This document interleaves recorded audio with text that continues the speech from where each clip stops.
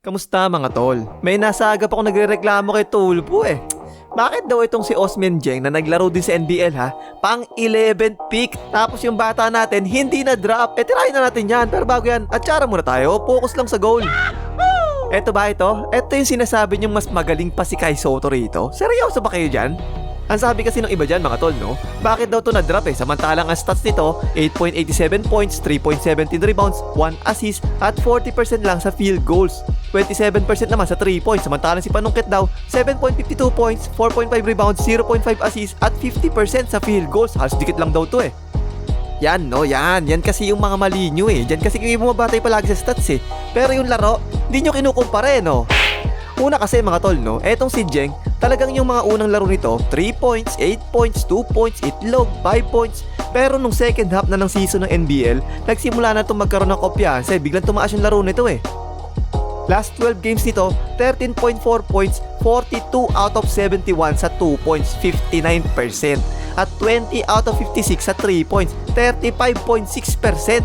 At itong batang to ha, 19 anyos pa lang to eh, 6'9 or 6'10 no? Shooting guard or small forward. Uulitin ko ha, shooting guard or small forward. Yung una ko napansin dito mga tol ha, yung ginawa kasi sa kanya sa NBL kadalasan, binibigyan siya ng mga pin down para makatanggap siya ng bola eh. Tapos, dediretso nila ngayon yan sa pick and roll. Ayan o, trap defense sila dyan, di ba? Tapos nag-slip screen yung kakampi niya. Ayan o, tingnan nyo, maayos yung pasa niya, di ba?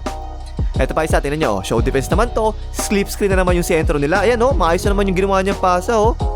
Ito pa isa yan o, again, ayan yung trap. At nag-slip screen na naman yung kakampi niya. Ipinasa na naman niya sa roller. Pero ano bang napansin nyo dyan sa mga pinakita natin mga tol? Kung napansin nyo mga tol no, yung ginawa niya mga pass sa roller, pinadaan niya lahat sa ibabaw ng pantay niya no. Bakit kanyo? Yan kasi talaga yung advantage eh. 6'10 kasi eh, 2 at 3, 6'10, mataas yan eh. Yung tako sa niya, well, kitang-kita nyo naman. Tingnan nyo, ayan o, kita-kita naman, di ba? Ang laki niya dyan eh, kaya pwede talaga siya pumasa ng ganyan. So ito yung unang asset ng batang to eh. Magaling talaga siya sa mga pick and roll no. Ayan, tingnan nyo yan o, Spain pick and roll yan, di ba? At tingnan nyo yung ginawa niyang pasa, ayan o. Yan o, ayos, di ba? Saktong-sakto lang, susubo na lang yan, 150 na yan eh. At malamang, ito yung unang-unang nakita rin ng mga scouts sa kanya eh, no? Ayan o, tingnan nyo, pwede na may pasa sa roller, di ba? Pero nakita niya kasi o, meron tutulong sa ilalim o. Tingnan nyo ngayon yung ginawa niyang pasa, sa corner niya bigla pinasa. Wide open tuloy yan o, patay ka dyan. Pero again mga tol, no, sa puntong ito, tingnan nyo o, kitang-kita niya lahat na nangyayari sa depensa kasi ang tangkad nga eh. Tapos yung ginawa niya control sa dribble, ayan o, tingnan nyo o, ang smooth, di ba? So meron kang 6'10 na pwede mong paghawakin ng ball sa pick and roll na marunong pang mamasa. Ano ba laro ngayon sa NBA? Tanong ko sa inyo, ano ba? Di ba puro pick and roll din? Di swak na swak sa NBA ang skills niya na yan, di ba? Pero hindi lang puro pasa mga tol, no? Tingnan nyo dito oh, pinasa niya sabay pop at tira sa 3 points, patay ka dyan. Eto pa, tingnan nyo oh, yung control niya sa dribble niya ayos, di ba? Tapos hiningi na naman niya yung screen, sumalaksak naman siya na mabilis dyan, tapos biglang bumagal. Ayun, sabit si Suki, pabanda yan. Parang ang dali lang mga tol, no? Ito pa isa, tingnan nyo mabuti ha. Ito ay parang Lonzo Ball na pasa. Tingnan nyo, ang galing oh. Assist na naman yan ha. So dyan pa lang mga tol no, nasa pick and roll pa lang tayo eh. Dyan pa lang, isipin nyo mabuti ha, kung gaano kaswak sa NBA yung skills niya na yan. 6'10 shooting guard o small forward na magaling sa pick and roll, ayos yan. Parang point guard pa nga yung pumasa minsan sa pick and roll. Tingnan nyo naman no, kaya din niya umiscore kasi kaya naman yung sumalaksak kahit di ganun kabilis no, medyo mabagal eh. Tapos eto pa yung isa pang gusto kong makita nyo eh. Ito, yung mga tirada niya ngayon sa corner. Bakit kanyo? Sa NBA kasi ngayon, di ba? Yung mga ganyang corner guy, napaka-importante talaga niyan eh. Kilala nyo naman siguro sina PJ Tuck-In, si Michael Bridges, si Danny Green. Mga dakilang tambay sa corner, pero pag nalibre, lista mo na, sure ball na eh. At sa NBL, maraming best ko nakita to mga tol no, nasa corner din to palagi eh. At kapag nalibre siya, tinitiran na niyang ganyan no, patay na yan. So bakit ba yung importante? For spacing kasi mga tol no, kadalasan ginagawa yung sa NBA for spacing. No, tingnan nyo, tambay lang oh. Pero hindi to tulad din na PJ Tuck-In mga tol ha. Ito ay someone na kapag binigyan mo sa corner, kaya pa rin mag-create eh. Hindi tulad ng mga iba, di ba? 3&D lang, puro catch and shoot lang sa corner eh. Ito, kapag pinasahan mo to sa corner, pwede mong idiretso ngayon sa pick and roll na ganyan. Ayan no. So ito ay someone who really understands the game eh. Tingnan nyo, nice pass na naman yan, di ba? Tapos kung titingnan rin sa stats mga tol no, sa rebounds, 3.17 rebounds per game lang to, mababa no. Pero kasi ulitin natin, tingnan nyo ha. Kita nyo yung ginawa niyang box out kay BBC. No, tingnan nyo, wala talagang balak rebound, di ba? Box out lang talaga yan eh. Nagkataon lang tumalbog yung bola sa malapit sa kanya, kaya na-rebound niya. Ito pa, tingnan nyo mabuti ha. Yan yung box out oh, galing pang perimeter yan ha. Ito pa isa, tingnan nyo kita nyo yung box out na ginagawa niya. Nasa may 3 points pa yan ha, layo niya na, binabox out pa rin niya oh. O ito pa isa, tingnan nyo kasi mabuti mga tol.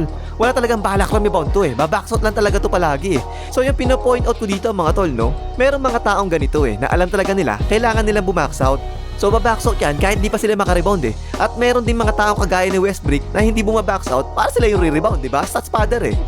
So deceiving yan 3 rebounds per game niya, hindi halos totoo yan eh. Kasi hindi naman talaga to remi-rebound, bumabackshot lang to palagi eh. Basta merong tumira, babackshot lang siya na ganyan. Pero syempre naman, ang tangkad nito eh. Meron time talaga makaka-rebound pa rin yan, di ba? Doon naman nanggagaling ngayon yung 3 rebounds per game niya. At yung gusto ko naman mapansin nyo rito mga tol, kapag siya naman ngayon yung naka-rebound, kaya niya magbaba ng bola sa fast break. At kaya niya pumasa ng ganyan, no? Which is sobrang importante na naman mga tol, no? Remember mga tol, si Doraemon ng Warriors, kapag siya yung naka-rebound, takbuhan na, fast break na kagad, siya na yung magbaba eh. Eto, ganun din eh. Ulitin ko mga tol ha. 6'10 na 2 o 3 na masipag bumax out at marunong magbaba ng bola sa fast break. Ang taas ng potensyal nito, no? Although hindi siya ganun kabilis, pero yung court vision nito, maganda talaga eh. O yan, tingnan nyo, tambay na naman siya sa corner, di ba? Pero nung pinasa kanya, biglang sumalaksak, kita nyo yung bunggo sa kanya mga tol, no? Medyo manipis pa kasi talaga to, kaya ganyan nangyayari eh. Pero tingnan nyo rin yung dribbling skills niya at biglang step back sa 3 points. Ayan, no, hanep, astig, di ba? 6'10 ha, 6'10. Tingin ko dyan kanina parang yung gumagalaw, parang si Tuklaw yung gumagalaw eh. Pero syempre, kailangan talaga niya maging consistent sa 3 points, diba? Ayan o, tingnan nyo, kulang sa vitamins yung tira o. Bira makakita sa NBA ng ganyan tira nakapos sa 3 points eh. Pero once maging consistent to sa 3 points, naku po, patay ka dito. Sa free throw naman, 67%, not bad no? Pero malamang umabot pa to ng 80% eh. Pero ito talaga yung pinakagusto ko sa lahat ng nakita ko sa batang ito mga tol eh. Depensa. Kasi mga tol no, kadalasan sa mga tres, saan ba pwesto niya sa depensa? Andiyan sila palagi sa weak side, di ba? Bakit andyan? Kasi yung tao nila, andun din sa 3 points, sa corner kadalasan eh. Now when you have a 6'10 sa weak side help mo, yan yung pwede mangyari oh, baon sa pansitan. Kaya ito talaga yung pinakagusto ko sa lahat ng nakita ko eh. Legit na weak side help defender to ha, patangkad kasi talaga eh. Magpipick and roll yung kalaban sa sentro, mag-roll ngayon sentro, pwedeng siya ngayon yung kumuha no, kasi matangkad nga siya eh. So maraming best ko itong nakita, siya yung weak side help defender na ganyan at okay naman yung mga pinakita niyang depensa eh. Eh pati na nyo oh, kita nyo yan? Bigla siyang tumigil tapos ginawa niya, kinuha niya si Suki no? Syempre naman mas matangkad si Suki, kita naman di ba? Pero sabi ko nga, 2 at 3 yung pwesto nito eh. Kung yung 2 at 3 mo, ganyan yung depensa, very good na talaga yan di ba? Para ka na rin kasi merong 4 o 5 na tumutulong dyan kapag ganyan katangkad eh. Yung laterals nito, acceptable naman, mahaba naman kasi kita nyo yan no? Kahit na hindi siya ganun kabilis, nakakabawi naman kasi sa haba eh. O ito pa sample, tingnan nyo oh. Tingnan nyo na lang mabuti ha, medyo talaga naiiwan siya ng konti, matangkad naman kasi siya, kaya hindi pa rin maitira eh. Ayan, tingnan nyo oh, talaga sa basketball no, advantage talaga yung mahaba tsaka malalaki yung mga manoy eh.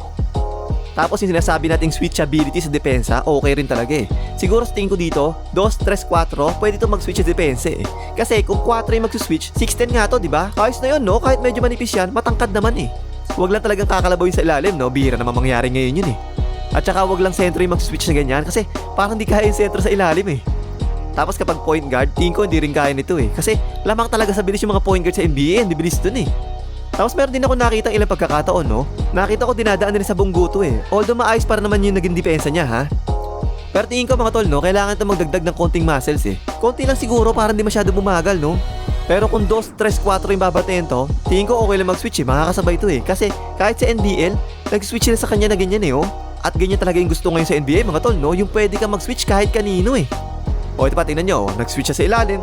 Ito kasi kahit sa ilalim, pwede naman siya mag-switch eh. Huwag lang siguro sentro talaga no.